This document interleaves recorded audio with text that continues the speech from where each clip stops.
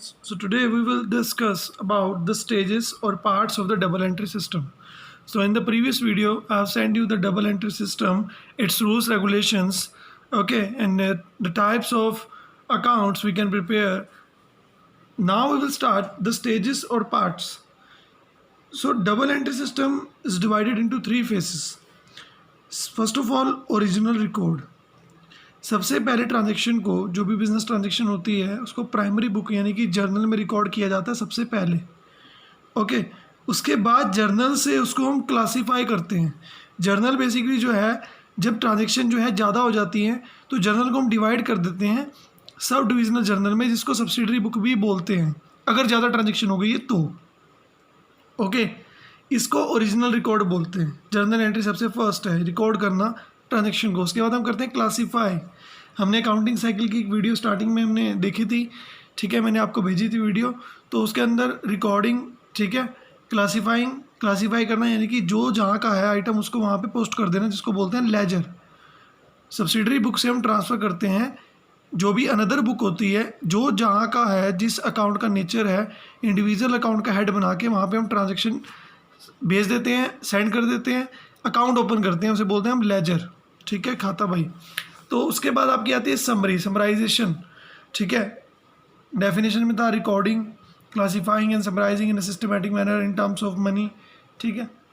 तो इस केस के अंदर हमें समरी तैयार करनी है। समरी तैयार करने के लिए लेजर से बनाते हैं हम ट्रायल बैलेंस से बनाते हैं हम trading account, profit and loss account and balance sheet.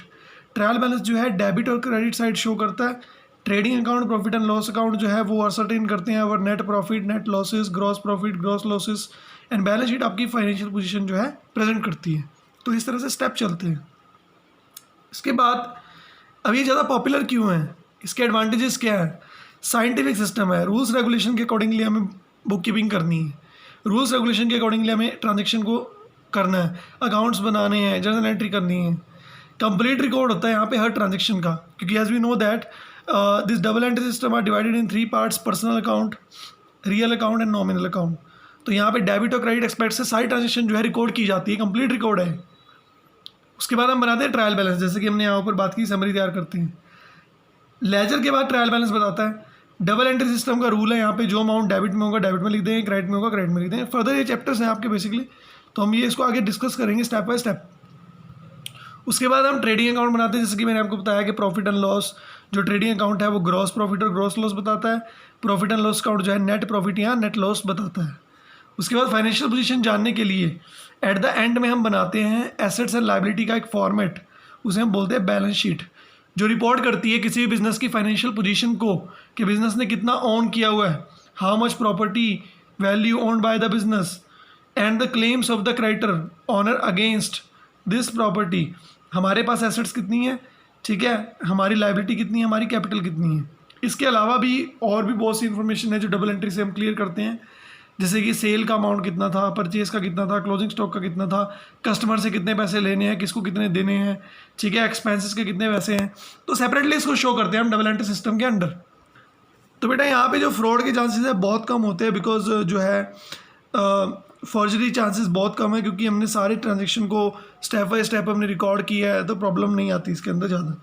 Legal approval लेना ज़रूरी है, जैसे कंपनीज एक्ट है या अदर एक्ट हैं, जो भी टैक्स अथॉरिटीज़ हैं वो डबल एंट्री सिस्टम पे ही बिलीव करती है, सिंगल एंट्री सिस्टम पे बिलीव नहीं करती। यानी कि अगर आप केस डालते हो किसी पे तो वो इनवैलिड हो जाएगा, इलीगल हो जाएगा, उसका कोई भी वैल्यू नहीं रहेगा अगर वो सिंगल एंट्री सिस्टम है। तो डबल एंट्री सिस्टम वाले ने अगर आपके साथ धोखा किया तो आप केस डाल सकते हो, डिफेंड भी कर सकते हो।